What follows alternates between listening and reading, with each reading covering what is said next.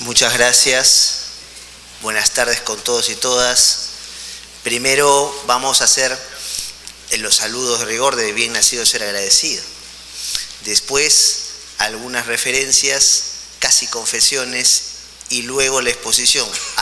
Voy a tratar de ser corto porque ya el trabajo que hemos tenido durante 3 días es duro y realmente, hablando de la defensa de derechos fundamentales en la relación entre particulares, lo primero que tengo que hacer es no abusar de los particulares que están aquí.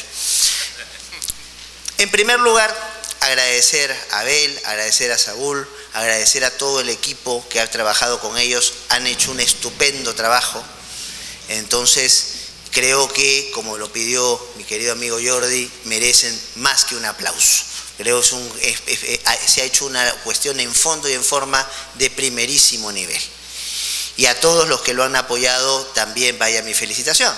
Vaya mi felicitación para todos ustedes. Es bien difícil, lo conversábamos con Silvia y con Carlos, encontrar que durante 3 días, heroica y casi estoicamente, tengamos a gente que está escuchando actividades que tiene la misma preocupación en el fondo, la protección del derecho y de los derechos de las personas, pero de perspectivas tan distintas como nos permite el acercamiento procesal. Estamos viendo el juicio acusatorio sostenido con tanta energía aquí, las discusiones. Yo no sé si la lluvia era parte de la exposición de Óscar Augusto o no, pero en fin, no sé si eran los secos, ¿no? Pero en fin, entonces ahora,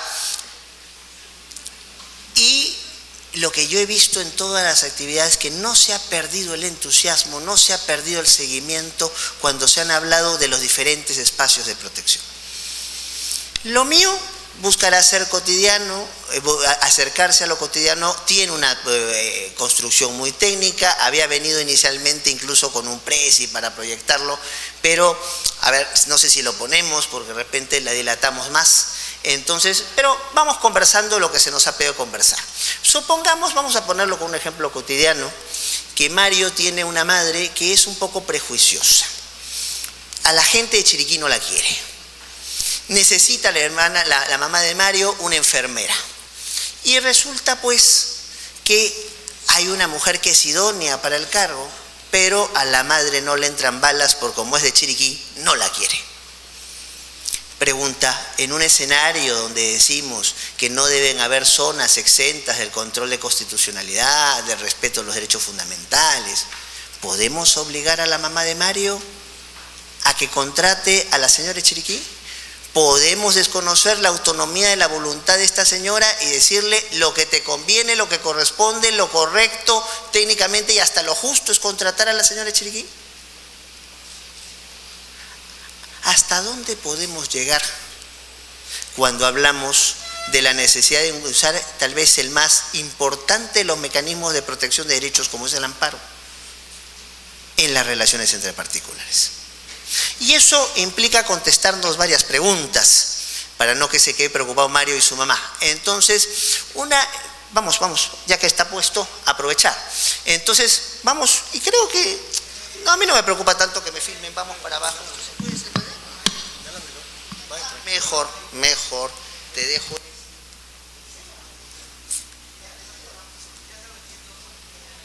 Parece, sí, está.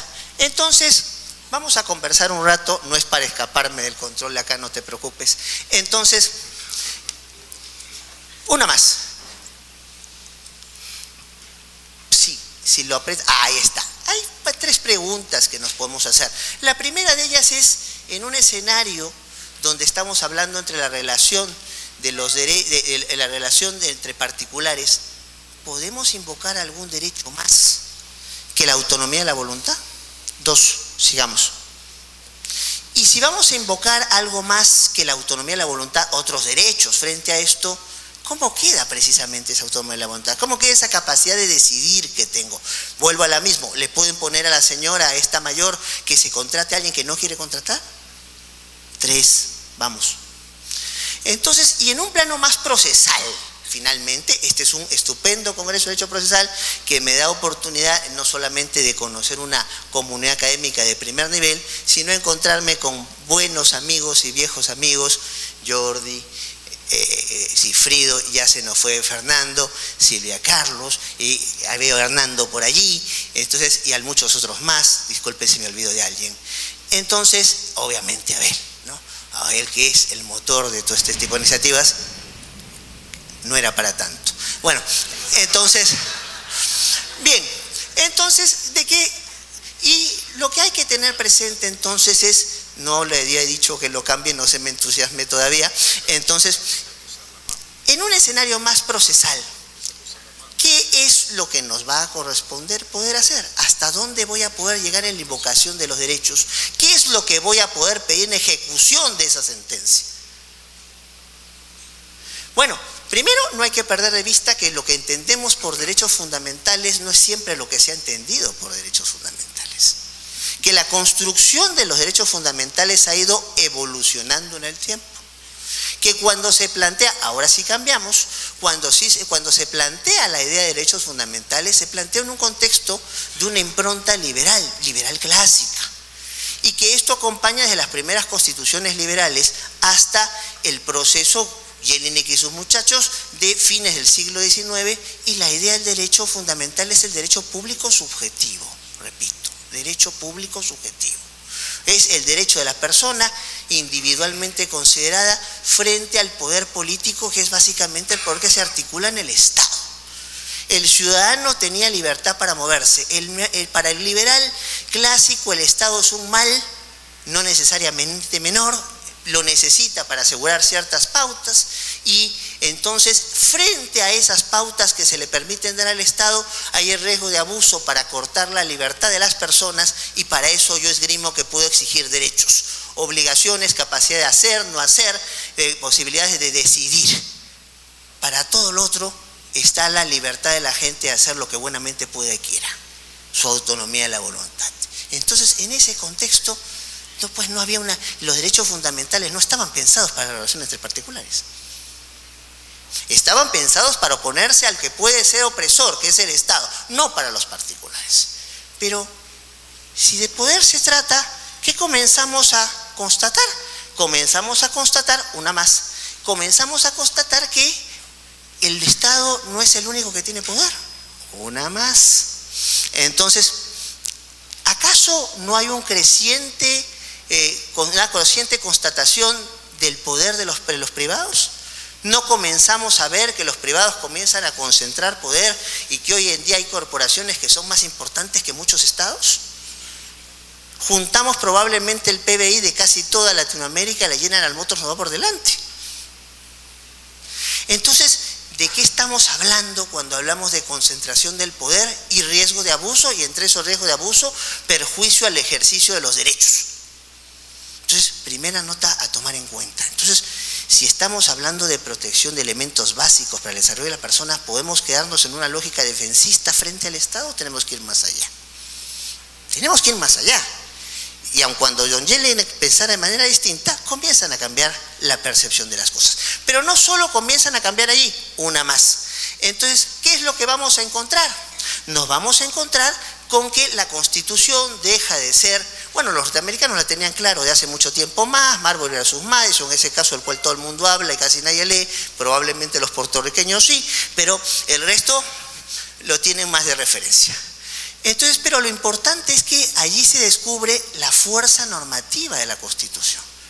La Constitución ya no solamente es un discurso, como diría la SAL, una hoja de papel que refleja las correlaciones políticas, no, es norma jurídica.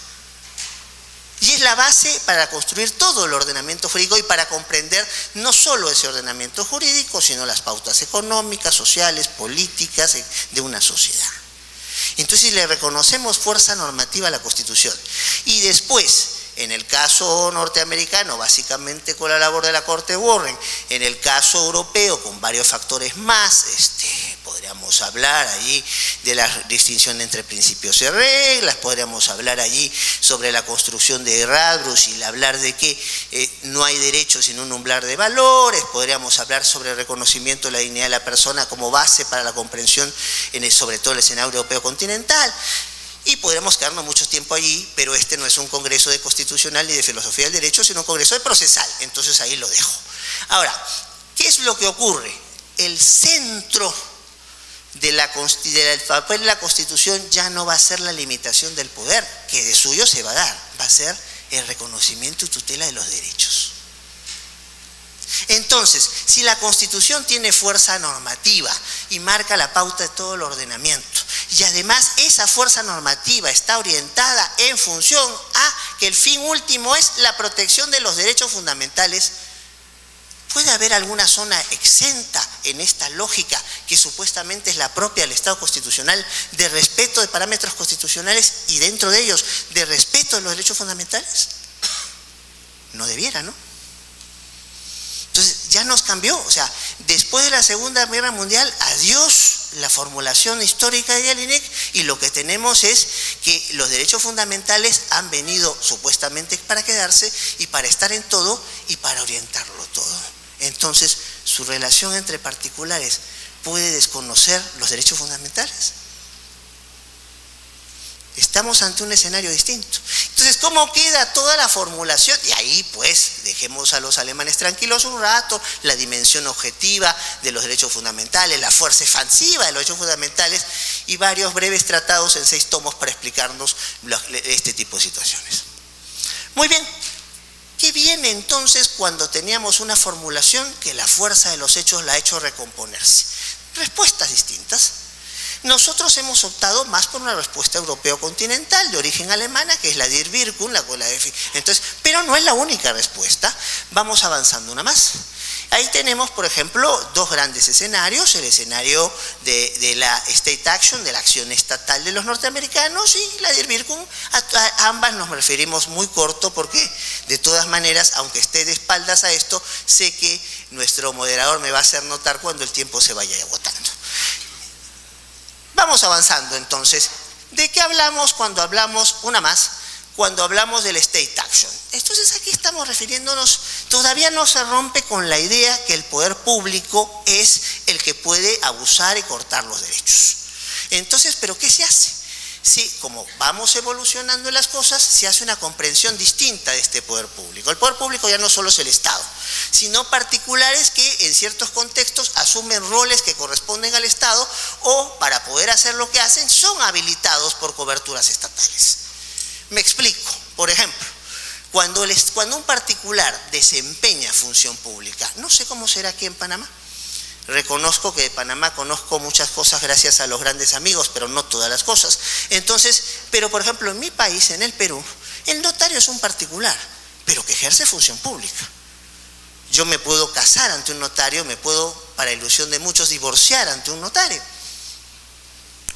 Entonces no sé cómo será en Panamá, no, pero la doctora me dice, no voy a entrar en detalles. Pero entonces a lo que voy es, en muchos casos y en muchos países, la función pública no solo la desempeñan funcionarios públicos o servidores públicos, los pueden desempeñar por delegación, por fórmulas distintas, particulares. Eso también ocurre en los Estados Unidos, y en esos casos podríamos estar hablando de alguien que, sin ser parte del Estado, tiene que actuar apuntalando la lógica del Estado, y en ese sentido los mecanismos defensistas de exigirle que respete derechos fundamentales funcionan. 2. ¿Qué es lo que también se plantea? Que cuando se desarrollen actividades privadas, pero que tengan la necesidad de una conexión o una implicación con el Estado, entonces también se juegue con la lógica del State Action. Me explico. Aquí hay muchos alumnos, pero también hay muchos abogados y muchos alumnos que probablemente hayan llevado ya derecho administrativo. Por ejemplo, una concesión. En una concesión, ¿qué es lo que se hace? ¿El concesionario hace actividad pública o hace actividad privada? Entonces, finalmente lo que hace es, bajo una conexión con el Estado, hace su actividad, hace su negocio. Me dan la concesión para que yo administre el restaurante del canal, que por cierto, gracias a los amigos de aquí hemos probado, podemos probar que cocinan muy bien.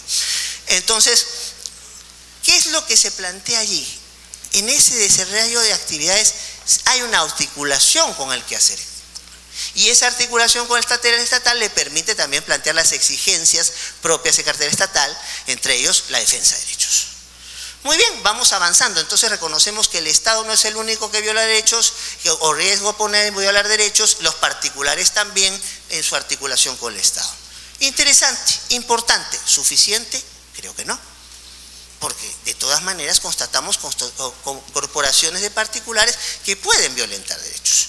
Y porque una más, bueno, en realidad varias más, otra. Y otra más para estar más o menos nivelados. Entonces, y también lo que vamos a comprobar, aquí ha habido muchos administrativistas de nota, y no me discutirán que se habla hoy, por ejemplo, de la huida del derecho administrativo. ¿A qué me quiero referir con esto? No se llama del gran escape sin enemigos, no, lo que estamos hablando aquí es que básicamente hay actividades que antes se desempeñaban desde lo público o con parámetros de lo público, y hoy ya no es así. Hay cosas que antes se hacían por contratación pública, para no entrar a discusión si es contratación administrativa, no contratación administrativa, lo dejo allí, y que hoy se hacen, por ejemplo, por un contrato de locación, que es un típico contrato civil. Entonces, en este tipo de actividades, ¿qué parámetro usamos? ¿Seguimos usando la visión de lo público o la visión de lo privado? Ojo, no estoy diciendo que la distinción entre lo público y lo privado ha desaparecido, no estoy diciendo eso, pero convengamos que hay asuntos que antes se veían de un lado del mostrador y ahora se ven del otro. Entonces, ¿vamos a tener las mismas exigencias de control? ¿Las mismas exigencias de respeto de derechos o no? Preguntas que obviamente el State Action, esta lógica de acción estatal, no parece estar en condiciones de resolver. Entonces, en ese escenario, vamos todos a la construcción europea. Vamos. Entonces, siga, ahí estamos. Entonces, un buen día en 1954, el presidente del entonces Tribunal Federal Laboral alemán, señor Nipperdey, entonces, plantea una cosa que hoy parece para muchos no necesariamente original, pero para esa época era muy original. Señalar que los derechos fundamentales son los principios ordenadores de la vida social. Después de eso, se entiende claro cómo se puede hablar hoy de que los derechos fundamentales tienen una dimensión objetiva. Nada se puede hacer dentro del mundo del derecho si no respeta, entre otras cosas, los derechos fundamentales. Después de eso se puede entender la fuerza expansiva de los derechos fundamentales. Si son ordenadores de la vida social, por ende, la vida económica, la vida política, ¿podrán desconocer estos derechos fundamentales? Parece que no. Entonces, pero ¿hasta dónde se llega en esa situación? Porque si seguimos con esa lógica, todo tiene inspiración de derechos fundamentales y usted dirá, ¿qué hacemos nuevamente con la mamá de Mario, que no quiere tener al señor Echenique? Entonces, ahí comienzan las discusiones. Sigamos avanzando. Y allí, una más. Hay una primera respuesta en Alemania de un famoso caso, el caso Luz, un caso de 1958, cuando la mayoría de los presentes no estábamos de este lado del mundo. Entonces, y lo que va a decir es un momentito, esa evaluación sobre cuándo se juega la autonomía y la libertad y nos manejamos como querramos, y cuándo exigimos las pautas de los derechos fundamentales, se la vamos a dar a una autoridad, básicamente al legislador. Por una serie de consideraciones, el legislador es el primer intérprete, el intérprete ordinario de la Constitución, el legislador es el que supuestamente representa mejor el pacto social, el cual nos acostamos todos, y ahí corto porque si no me olvido que este es un congreso de procesal y paso a un congreso de constitucional o de filosofía de derecho. Entonces, en ese sentido, ¿qué es lo que se va a plantear? El legislador tiene que hacer lo que tenga que hacer. Pero ¿cuál es la pregunta? ¿Y qué pasa si el legislador no quiere pronunciarse sobre el tema? ¿Nos quedamos en una lógica sin derechos? ¿Qué pasa si el legislador dice, mejor en esto no me meto? ¿Qué vamos a hacer? Cada cual que haga lo que buenamente pueda y quiera. Y como quiera y como pueda. Bueno, entonces ahí la salida, porque claro, es el Tribunal Constitucional Federal Alemán, digamos, no son 4 improvisados que se han juntado en Karlsruhe. Entonces, ¿qué es lo que va a plantear? Va a plantear subsidiariamente el juez en el margen de sus competencias interpretativas. Ah, qué curioso. ¿Y sus competencias interpretativas acaso no son una norma, que es la norma de normas, que supuestamente tiene un alcance general y que no puede establecer exclusiones de situaciones? Entonces, ¿de dónde quedamos? Si estamos diciendo que estamos planteando una pauta para que los derechos sean exigibles a algunos, la norma en la cual va a evaluar ese juez es una norma aplicable a todos. No se entiende, ¿no? No se entiende. O sea, con lo cual, ¿qué pasa, con todo respeto a la construcción alemana, todo el mundo pasa a lo que se llama la eficacia directa de los derechos en la relación entre particulares. No me importa si hay una habilitación de un juez, no me importa si hay la habilitación del legislador, no me importa si hay la habilitación de nadie. Yo, en la medida que se reconocen derechos y en la vida cotidiana tengo derechos con los particulares, exijo que esto se respete. Y tal los exijo que en muchos países no va a haber cobertura normativa para eso. Yo vi escuchado muy preocupados a mucha gente aquí en Panamá, una cuestión que no debería preocuparlos tanto, debería preocuparlos otro tipo de problemas con esto. Es que no tenemos cobertura normativa para ejercer amparo contra actos particulares. Bueno, Argentina tampoco la tiene, ¿eh? Y en un caso famoso, el caso Cot, en algún momento dijeron hay violación de derechos fundamentales ejercidos por actos particulares y nosotros no podemos estar tranquilos, no podemos estar callados. Pero uno la tenía tampoco, ¿eh? Y varios pronunciamientos, incluso de la Corte Interamericana, hacen referencia a esto. Y dígame en qué parte de la convención habilitan para pronunciarse sobre eso. Sigamos. Entonces, de esto hablamos cuando hablamos de la eficacia directa. ¿Y qué ejemplos tenemos frente a esta posibilidad de actuar en defensa de los derechos sin necesidad de tener necesariamente órganos que nos hagan la cobertura, la habilitación para eso? Una más, por favor. Una más. Entonces, por ejemplo, la Corte Interamericana, ya, mira, pero profesor, parece que la lluvia le ha afectado. No, momentito. La Corte Interamericana se pronuncia sobre responsabilidad de los estados. Entonces, un momentito, pero la Corte Interamericana también precisa alcances de los derechos. Y cuando ha precisado en estos casos que estoy poniendo allí, alcances sobre los derechos, ¿qué es lo que va a decir? Que también esos derechos fundamentales son exigibles directamente en la relación entre particulares. Usted no necesita una habilitación de un juez para pedir derechos. Usted no necesita la habilitación del legislador para pedir derechos. Y eso lo dice desde el primer caso contencioso que tiene la Corte, que es Velázquez Rodríguez contra Honduras. Eso está también puesto en el voto razonado, o sea, la justificación de voto que hace Cansado Trindade en el caso Blake. Eso está también puesto en un caso, los amigos colombianos lo conocen mejor que yo, que es el caso Juan José. Eso está puesto en una opinión consultiva, les invito a la revisa, la opinión consultiva 18, desde 2003, no tan antigua.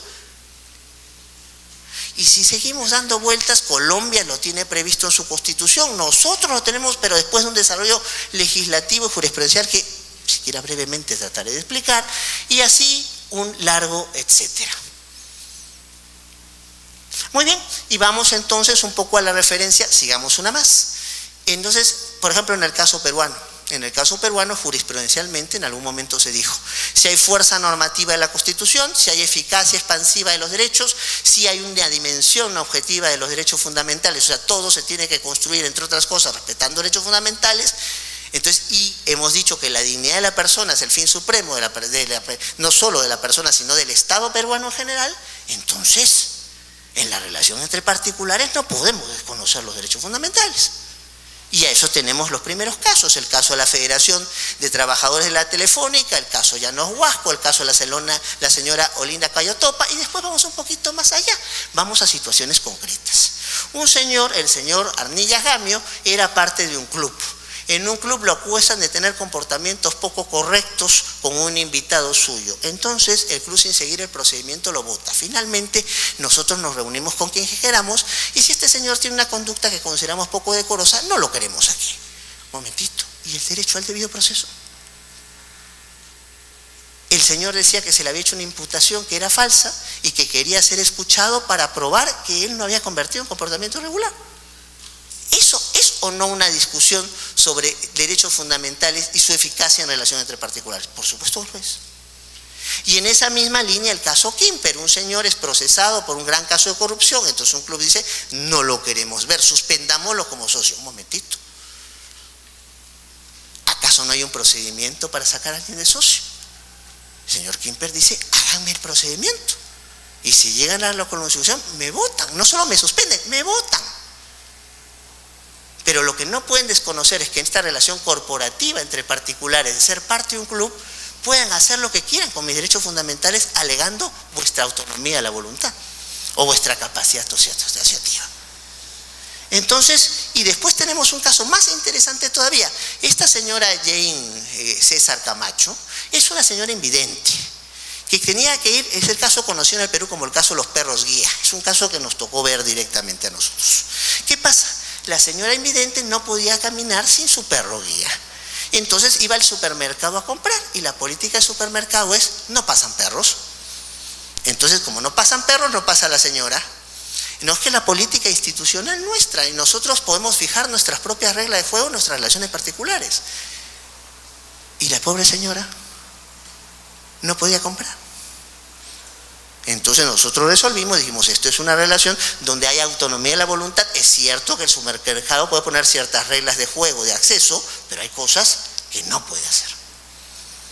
Muy bien, entonces avanzamos. A diferencia de las intervenciones encendidas de nuestros compañeros, que decían muy críticos a las cosas, esto parece Shangri-La, ¿verdad? Todo está caminando muy bien, vamos muy bonito, pero no es tan cierto. Ahí vamos a ver algunas cosas más. En realidad, con lo que hemos dicho, vemos que hemos avanzado, pero estas tres preguntas que planteamos al principio, ¿están del todo resueltas? Estas tres preguntas que planteamos sobre qué puedo exigir en un amparo en estos casos, cómo puedo ejecutar un fallo y cómo queda la autonomía de la voluntad frente a los otros derechos invocados, ¿bajo qué criterios lo resolvemos? Porque hasta ahora todos estos casos que he planteado se pueden resolver solo con la buena voluntad del juez, pero ¿basta solamente con la buena voluntad del juez? Cuidado con los jueces de buena voluntad, porque finalmente no hay que confundir la discrecionalidad de la labor jurisdiccional con el riesgo de la arbitrariedad. No basta con tener buena voluntad. Entonces, en este sentido, hay tres cosas que hay que tener presentes. La primera de ellas es que también la autonomía de la voluntad es un derecho fundamental. Y un derecho fundamental de carácter central, porque es el presupuesto para el ejercicio de otros derechos fundamentales. ¿Y esto a qué nos lleva? Una segunda constatación. Es que si usted está reclamando, como la señora César, poder entrar al supermercado porque es invidente, y el otro local está reclamando una política que le permite decir quién entra y cómo entra, lo que tenemos es una situación de real o por lo menos aparente conflicto entre derechos. Y eso nos lleva a que no estamos planteando una cosa de buena voluntad, sino estamos buscando resolver situaciones de conflicto entre derechos. Y lo que hay que entender es que justamente caso a caso hay que aplicar técnicas para la solución de esos conflictos de derechos. Y en ese tenor, bueno, la pregunta es sobre la conveniencia, la técnica más, por ejemplo, los amigos españoles, hay gente muy interesante, García Torres, un libro estupendo, Juanma Bilbao, decano ahora en Valladolid, una tesis que es una joya realmente para leerlo de esto, dice ponderación. ¿Qué estamos entendiendo por ponderación? Porque si estamos entendiendo la lógica norteamericana de establecer estándares de interpretación, cuidado, porque el vaso para mí puede estar medio lleno, pero para Silvia medio vacío.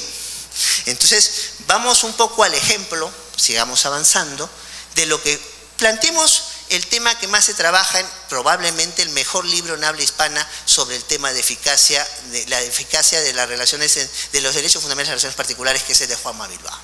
Plantea entonces, por ejemplo, ¿qué hay que ver para ver si un comportamiento es un comportamiento de trato diferente o es trato discriminatorio? Para ver, por ejemplo, si volviendo a la mamá de Mario está tratando diferente o está discriminando. Entonces, ¿qué es lo que se va a decir en esta lógica de ponderación? Primero, vamos a ver la repercusión social del comportamiento, si es un comportamiento habitual o no. Pregunta, ¿eso de ser un comportamiento habitual lo hace intrínsecamente bueno?